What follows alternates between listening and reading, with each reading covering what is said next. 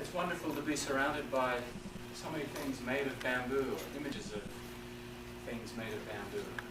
For obvious reasons, I really like bamboo. What I'd like to do for you is present you with a sampling of music that has been and continues to be performed on the Shakuhachi, which of course is made of bamboo. And I'm going to do something a bit different, or perhaps not expected. I'm going to take you on a historical tour, but we're going back in time. So I'd like to start with a piece that was composed very, very recently. Work our way back.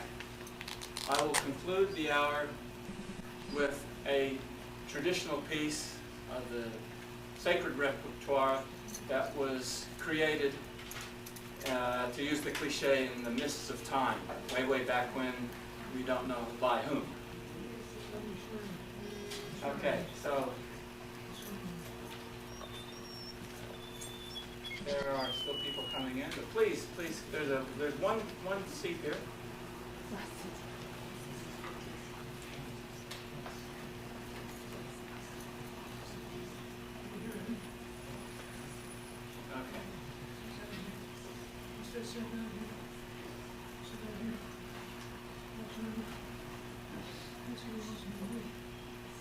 Okay, the first piece I'd like to play for you was one composed for me by a very well-known Australian composer, Ross Edwards. This piece is called Wrath Song. Oh, hang on, wrong piece. Composed by a very well-known Australian composer, Ian Cleworth. Not so well-known here, but certainly well-known in Australia. This piece is entitled Miyajima. Miyajima is an island in the Seto Naikai, or the Seto Inland Sea. And Mr. Cleworth visited this island about 10 years ago, fell in love with it, and composed a piece for it. Even though it's a modern piece, it has a lot of technique and musical styles that come from the traditional repertoire of the Shakuhachi. One of the things you might notice are the bending of the pitches, kind of the rising and fall of certain notes, for example. In any case, this is Miyajima by Ian Cleworth.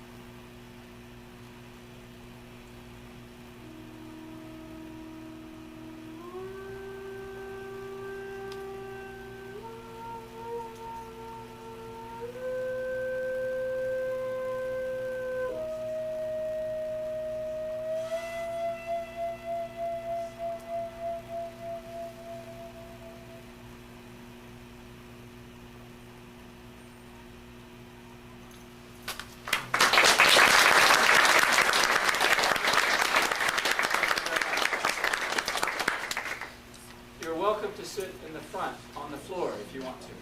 That's perfectly acceptable and probably more comfortable than standing.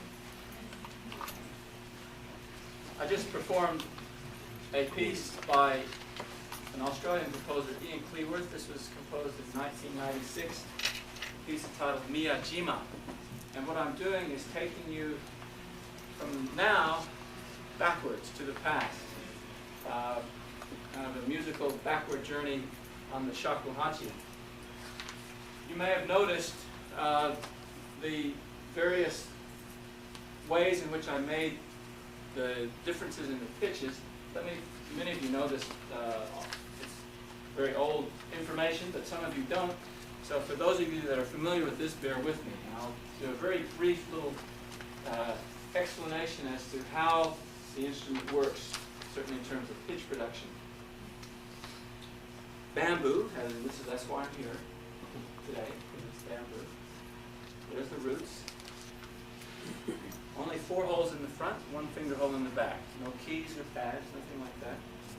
This is a joint, so this piece of bamboo comes in two sections. Some pieces of bamboo only one piece. And they come in different lengths. The shakuhachi, the name shakuhachi comes from the length of this instrument, which is the standard one. A shaku is a linear measurement that was used in Japan before the metric system. 1 shaku was about 1 foot. The shaku is divided into 10 parts, like feet are divided into inches. This is exactly 1.8 shaku. 1 shaku, 8 sun.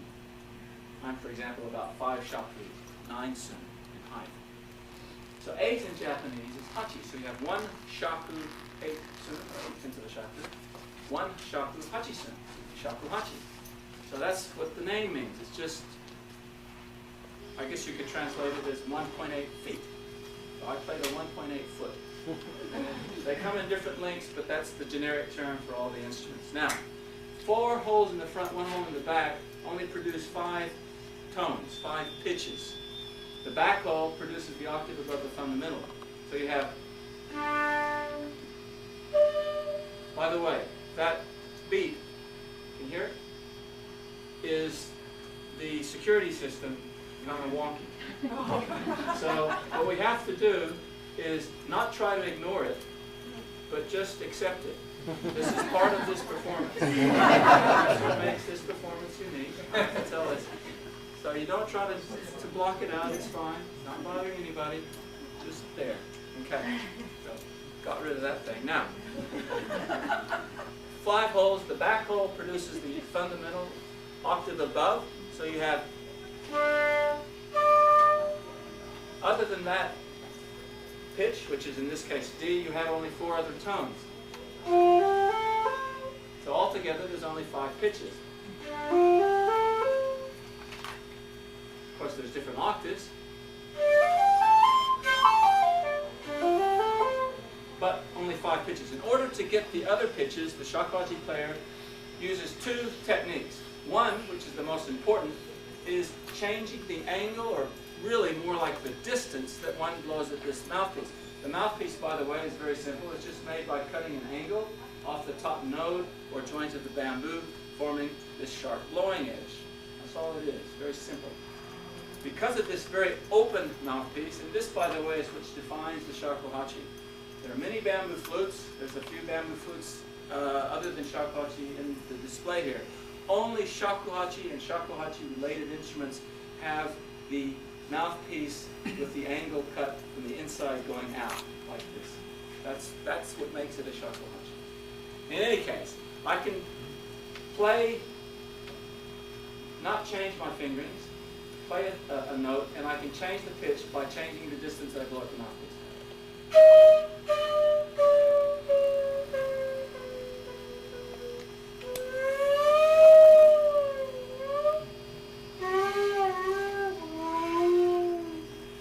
By using a combination of that and partially opening and closing the finger holes, which I can do because there are no keys or pads, I can, for example, produce all the tones in the chromatic scale, the 12 tones in the chromatic scale.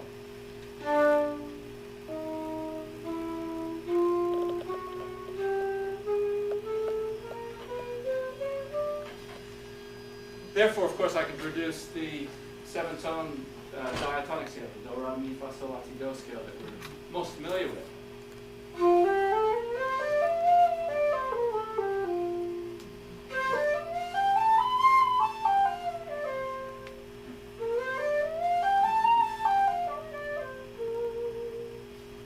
All there.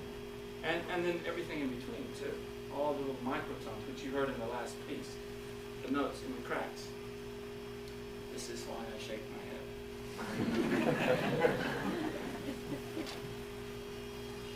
Never ask a shakuhachi player a yes and no question.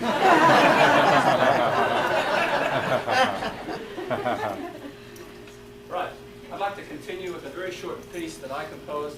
This piece is entitled Nalu. Nalu is a Hawaiian word for surf wave. To surf is, I believe, he'e nalu.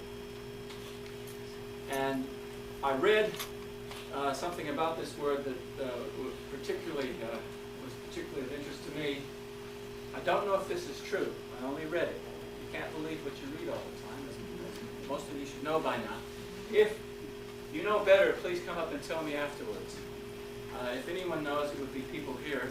In any case, I read that Nalu, it means surf wave, he'e nalu, surfing, but it also, these words refer to being born in the Hawaiian language. So the birth canal was like the first perfect wave. So in the Hawaiian culture, just to be born, you've already ridden your first surf wave. You've already gone surfing. So that's, I thought, was a very wonderful concept. So this is Nalu.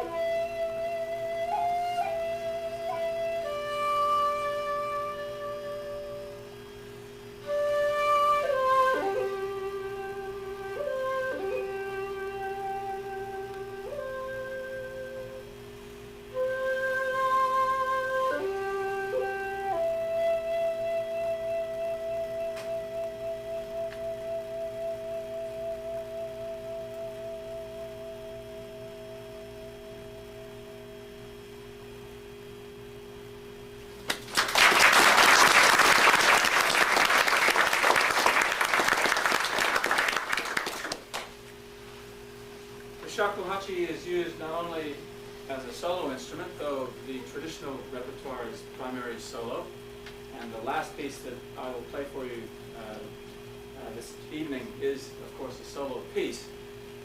But the instrument has been used for centuries in combinations with other instruments. Tonight what I'd like to do is ask my student and his student to join me, and we're going to play for you a number of, well, three trios. The first piece, first of all, welcome please Robert Herr and Stephen Castano.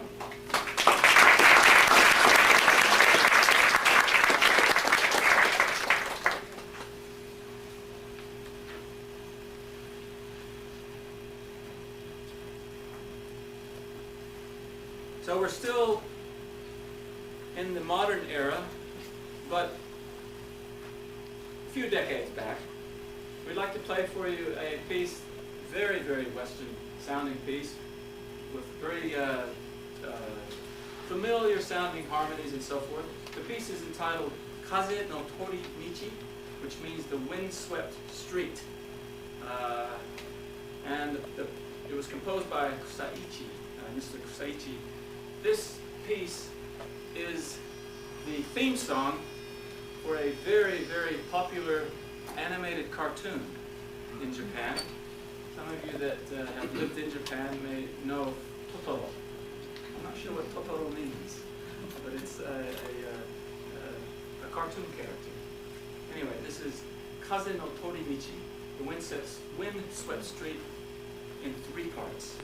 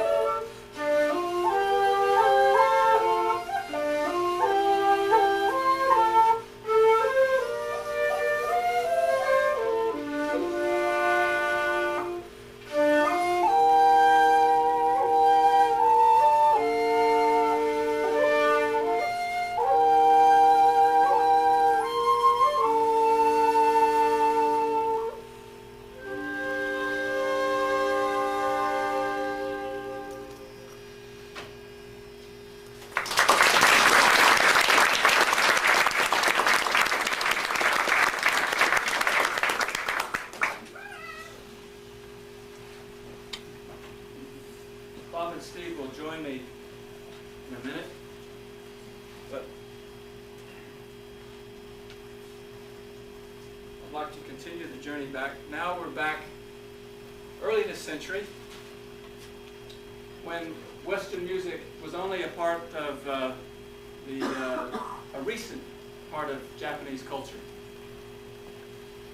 In other words, only a few decades prior to this time, there was none of the the Western or European music or music theory harmonies that you've just heard. So they're still new at this.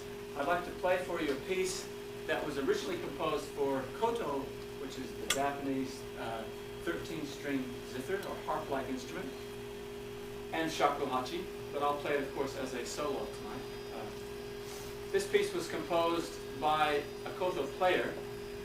So he was not a European trained musician. He was a Japanese musician, but he had been introduced to this very new Western music, with scales and little bits of harmony and so forth. The piece is one of the most well-known pieces. I'm sure many of you have heard it before, usually in its duo form with the koto and the shakuhachi. This time only shakuhachi. This piece is called Spring Sea, Haru no Umi, and I'll play only an excerpt of the piece. I'll play most of it, but not all of it. So, Spring Sea by Miyagi Michio, composed in 1926.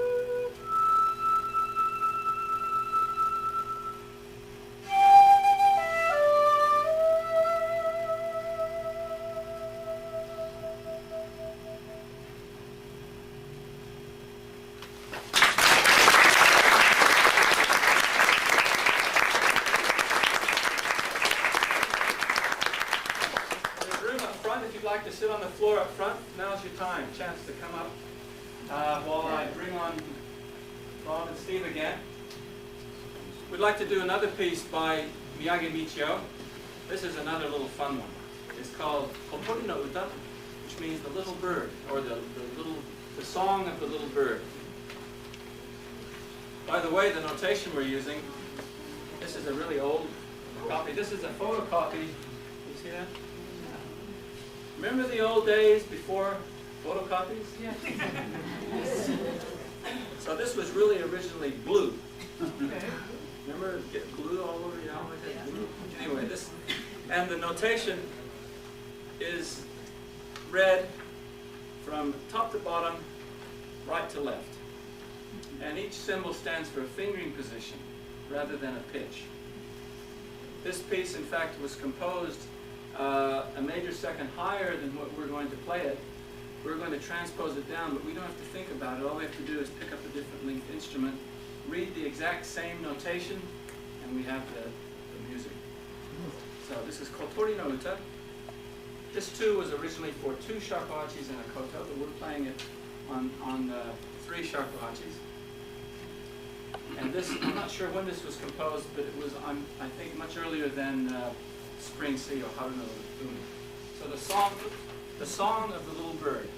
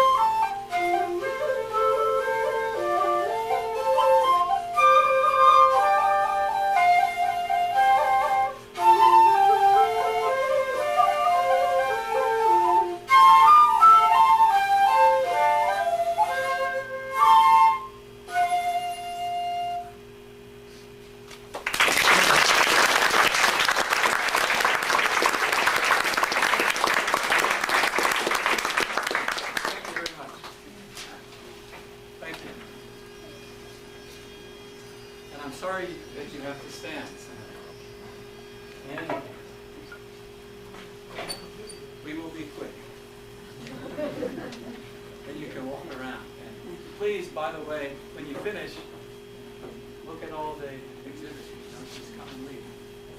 So, now we're getting into the nitty-gritty. The traditional pre-Western Shakuhachi music. Music that was created in Japan before the Meiji period, for example. But we still had harmonies and we still had multi-part music, but they worked slightly different from the pieces that you've heard thus far. I'd like to, you're on again. Right?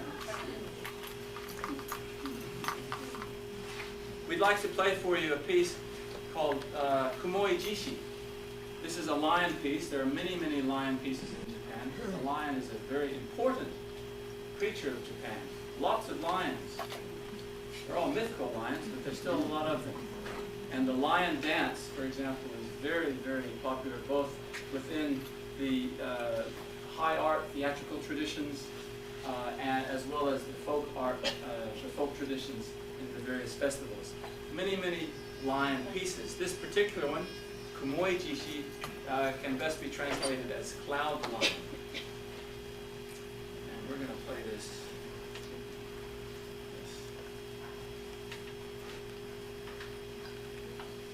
I've got my choice of two notation systems here. This is one.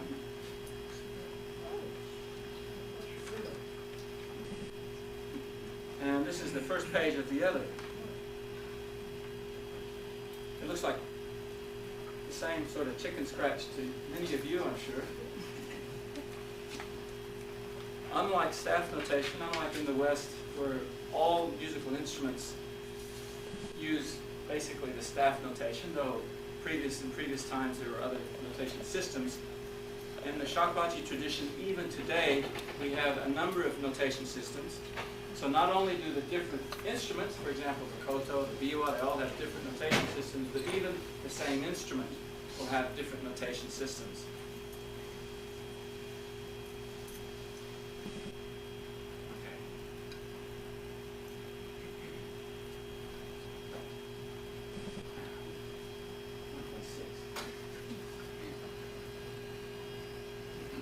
The reason I'm very careful, I recently did a live recording. It was a live performance, one of these performances that are broadcast over the radio. This was on ABC in Australia, which is like BBC, the Australian Broadcasting Corporation. It was broadcast all over Australia.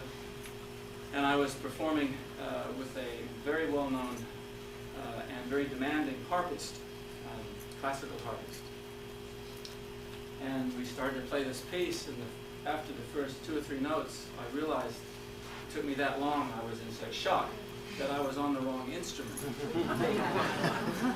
And this is being broadcast live. What can you do? Not only did I have to stop and get my instrument, I had to explain it in such a way that the people listening on the radio would understand and hopefully laugh. All right, here we go. Right flute. Kumoi Jishi, Cloud Lion.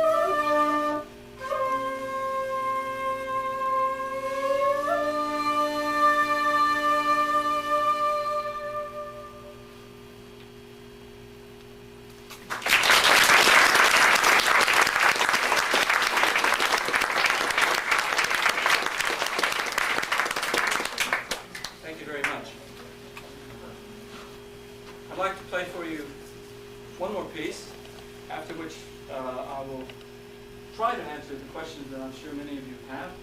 The last piece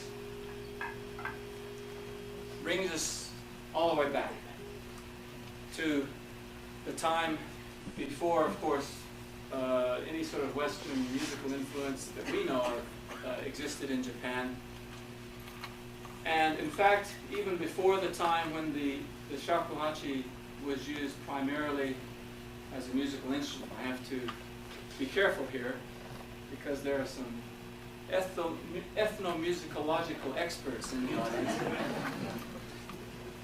The shakuhachi was introduced into Japan about 12 or 1300 years ago as a musical instrument as part of the ensemble that was used in the court.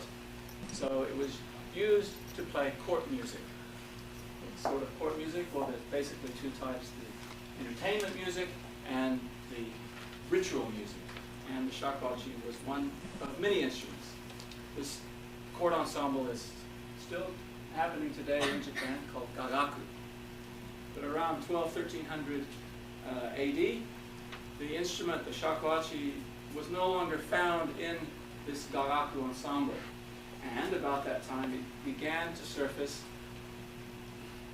not as a musical instrument, but as a spiritual tool. And it was performed not by, quote, musicians, but by priests. So from about certainly the 14th and very definitely by the 15th century, the instrument was used primarily as a spiritual tool, as a meditation. Buddhist priests, particularly of the Zen Buddhist lineage or sect, created pieces first and foremost as meditative practices, not music in the sense of something to play for the enjoyment of the listener and the pleasure of the performer, but as practice. Of course, it is music, and it I think is enjoyable to listen to, and it certainly is enjoyable to perform. But its original function was and remains meditative practice. I'd like to play for you part of a piece entitled Koku, which has a very typically Zen Buddhist translation, empty sky. The empty, however, is not the empty that we are familiar with. It's not, for example, the opposite of full, this empty we're talking about here. This is what they would call the absolute empty. It has nothing to do with fullness. It's not the opposite of anything. It stands on its own. It's something that we, in our rational kind of relative world of duality that we live in most of the time, we really can't grasp this concept, so we won't try. Empty sky, Koku.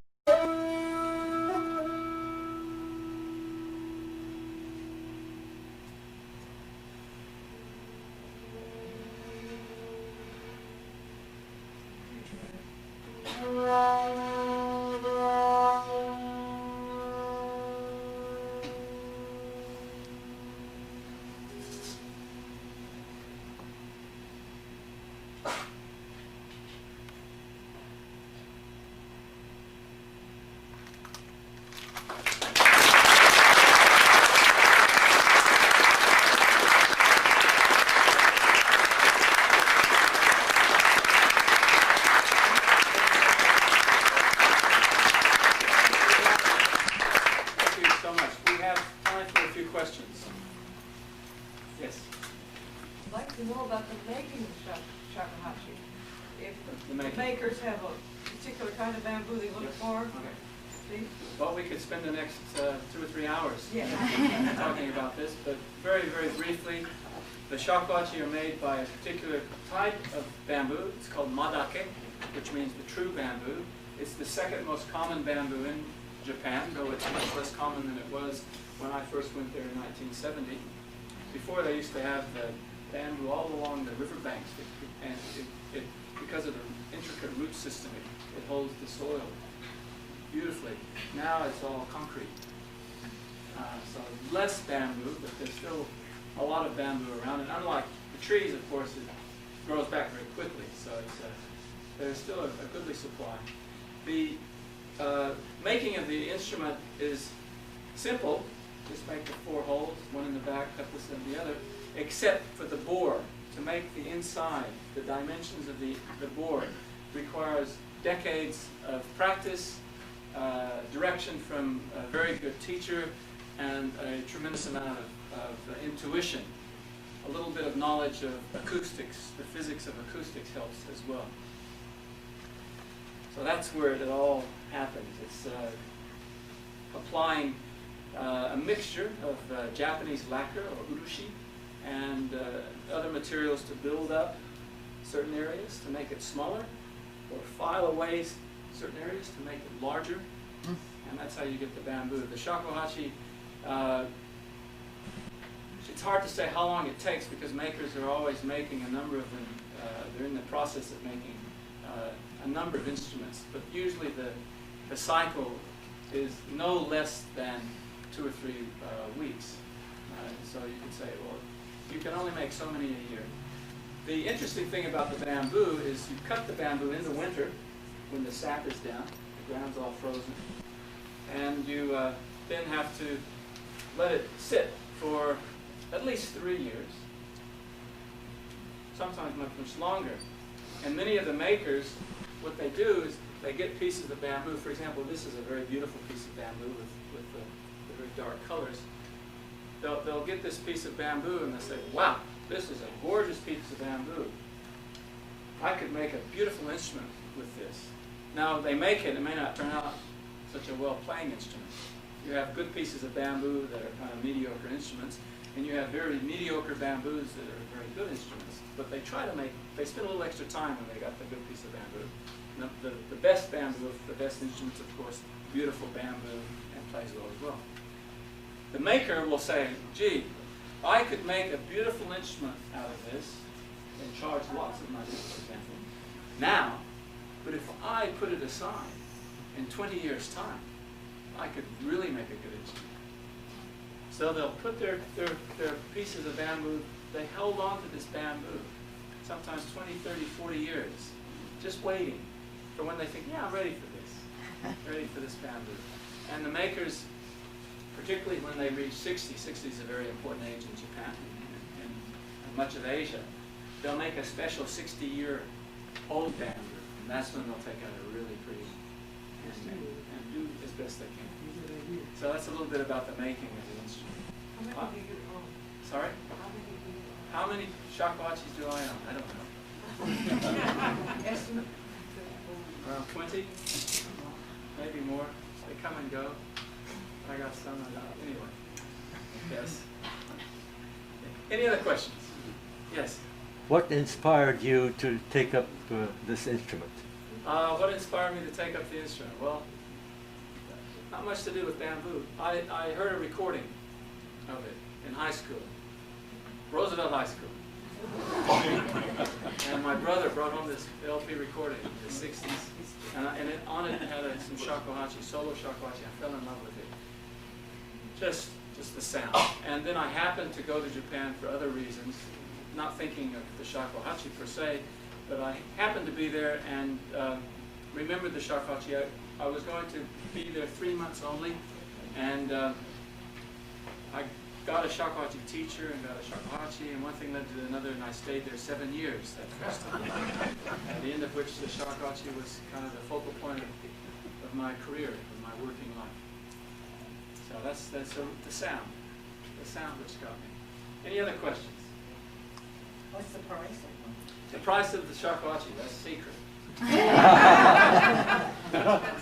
When I come into I get shakuhachi from Japan very often, and I'll bring it back into the States or into Australia. And you have to fill out this customs.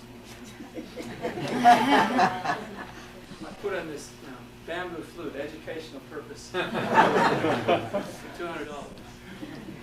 Do they have something that children can start with that in Japan? Oh yes, there are very inexpensive beginner shakuhachis that uiko, make your own, or otherwise you can purchase ones for as little as $50. Let me just say that the instruments are equivalent to other instruments like the Western flute, the silver flute, maybe not gold flutes, but certainly silver flutes, and they're not as expensive as cellos and really good old violins, but they're up there. Yes? Does the timbre of the instrument have any relationship to the color of the instrument? The timbre of the color, the timbre of the sound? Yeah. No. The outside of the bamboo has very little relationship to the sound. What's making the sound is the hollow tube of air. The bamboo has a lot to do with the sound, because even though they fill and paint the lacquer and whatnot, and you look in some instruments and they're very shiny, the bore is kind of like that, but it's not really like that. It's actually like this. Oh. Right? And not only that, but that's only one cross section. So it's never perfectly cylindrical. In other words, the inner bore of each shakuhachi is it's infinitely complex. It's almost impossible to reproduce. And the complexity of the bore is what gives it the complexity of the sound. So every shakuhachi sounds differently, even being played by the same player. Of course, you pick another player, very, very different again, because so much of the sound takes place this side of the mouthpiece. Right? So it's a bit like the complexity or the impurities of the sound is what gives it the flavor, as in, say, the impurities, so-called impurities in wine, good wine. It gives it that. But the actual outside color has nothing to do with it. Any other questions?